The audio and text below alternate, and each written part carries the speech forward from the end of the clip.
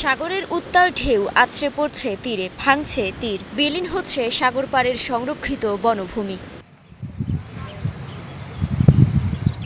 বছরের পর বছর ধরেই এমন চিত্র। পুরো সাগর পাড় যেন বিধ্বস্ত, উপড়ে পড়ে আছে অসংখ্য গাছপালা।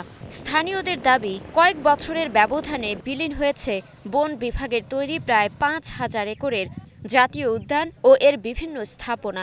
সৈকতের দৈর্ঘ্য কমে আসছে দিন দিন। জাতীয় উদ্যান তো এ জায়গায় ছিল, তারপর এর জাতীয় উদ্যানের ওই সাইডে আরো বন জঙ্গল ছিল, ঝাউ বন ছিল আর দুইটা, সবই সাগরে ভেঙে গেছে। সরকার যদি এই ভাঙনার বিরুদ্ধে যদি কোনো উদ্যোগ না নেয়, তাহলে দেখা গেছে ভাঙতে আমাদের রেকর্ডে জমি বা আমাদের সম্পত্তি সব নষ্ট হয়ে যাবে, বিনষ্ট হয়ে যাবে। স্যাটেলাইট ইমেজ বিশ্লেষণে দেখা যায় ১৯৮৫ সালে কুয়াকাটা জাতীয় উদ্যান এলাকায় বেড়িবাঁধ থেকে সাগরের দূরত্ব ছিল ০.৮ কিলোমিটার, যা ২০২৫ সালে এসে দাঁড়িয়েছে ০.৪-এ। একই অবস্থা কুয়াকাটা 0 পয়েন্টেও। একসময় নারিকেল, তাল, ঝাউ সহ নানা প্রজাতির গাছ এখন সাগরে বিলীন।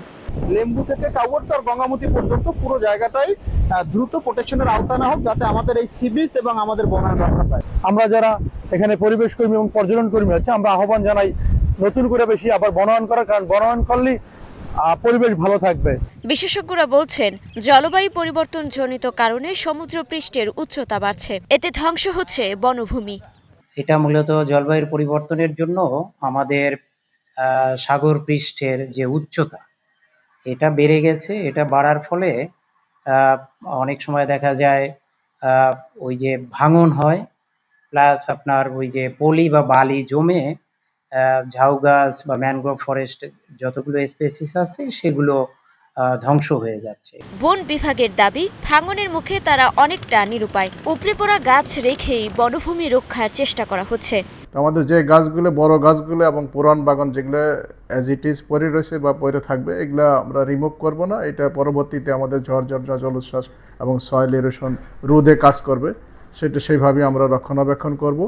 আর নতুন বাগান যেগুলো ক্ষতিগ্রস্ত হয়েছে সেগুলি আমরা রিস্টোর করার ব্যবস্থা করব। এদিকে কুয়াকাটার 18 কিলোমিটার দৈর্ঘ্য সৈকতের মধ্য ও পশ্চিম অংশে বনভূমি ধ্বংস হলেও পূর্বে গঙ্গামতিতে নতুন বনভূমি গড়ে উঠছে। Desk report, star news.